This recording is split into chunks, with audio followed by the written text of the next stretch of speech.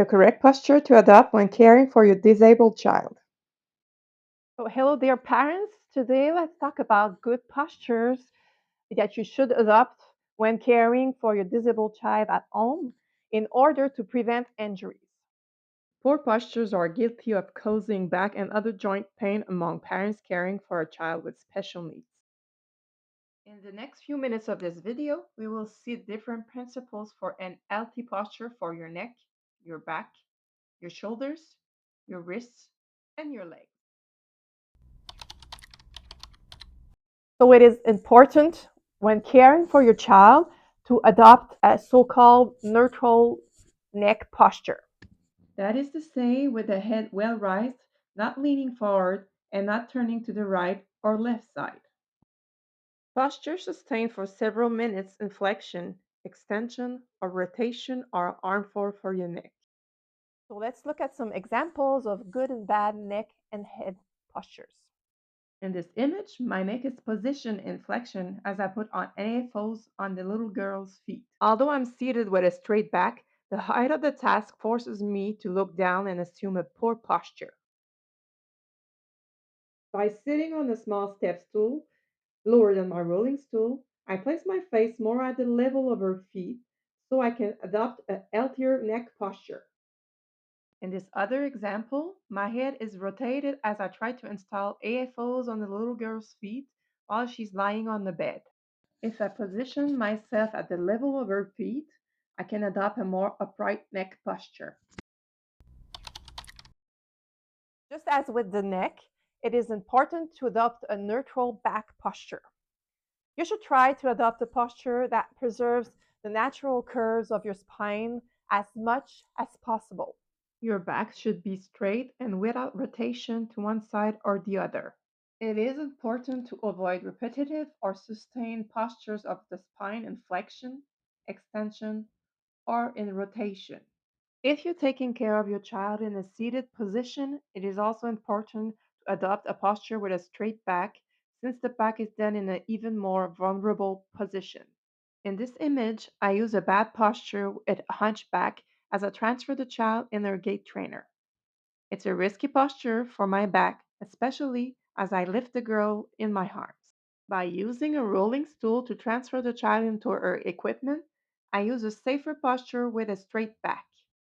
In this other photo, I am in a pole posture sitting in the bed with a twisted back as I put the shoes on the child. If I stand next to the bed to do the same task, I place my spine in a much healthier posture without rotation.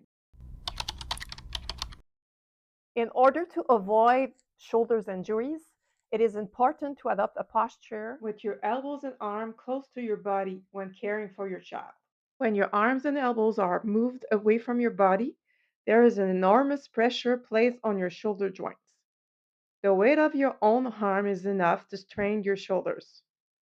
If you also have to lift your child with straight arms, the stress becomes even greater on your arms and shoulders. In this image, I'm at arm's length to attach the child's harness. Holding this position for a few minutes is enough to overload my shoulders.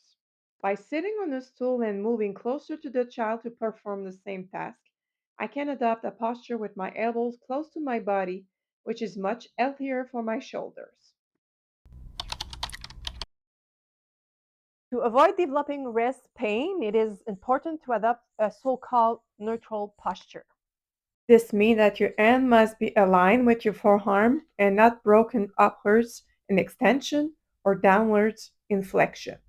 It is also important to always position your palms either facing each other or facing the floor.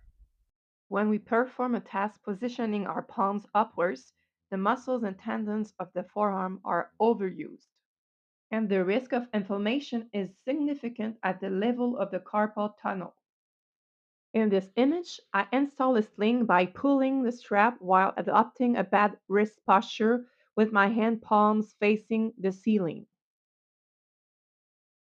In this other picture, I'm doing the same task, but this time with my palm facing my other end, which is much less risky for my wrist joints. Finally, regarding the posture of the legs, which support us in our standing position, it is first of all important to position your legs apart to be as stable as possible. Just think back to the last time you stood in a moving bus.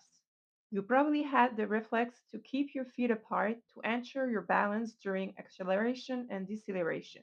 It is important to be stable on your feet during tasks where you must assist your child with transfers and movements.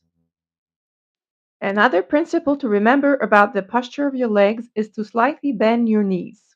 By slightly unlocking the knees while standing, the pelvis and back are automatically placed in a more neutral posture. The posture of your legs, therefore, has a significant impact on the posture of your back when caring for your child. So, you know now about the main principles of proper posture when taking care of your child at home. Now, knowing these principles is one thing, applying them concretely on a daily basis is another. In the coming days, take time to observe yourself while taking care of your child to detect your bad postural habits. Becoming aware of your poor postures is already a step towards a better musculoskeletal health in the long term. It is important not to wait until you have pain before starting to adopt better postural habits. When pain occurs, it can be difficult to get rid of it, and you might have difficulties caring for your child. Your child needs healthy parents. In my next upcoming videos, you will discover several strategies that will help you adopt better posture on a daily basis when you take care of your child at home.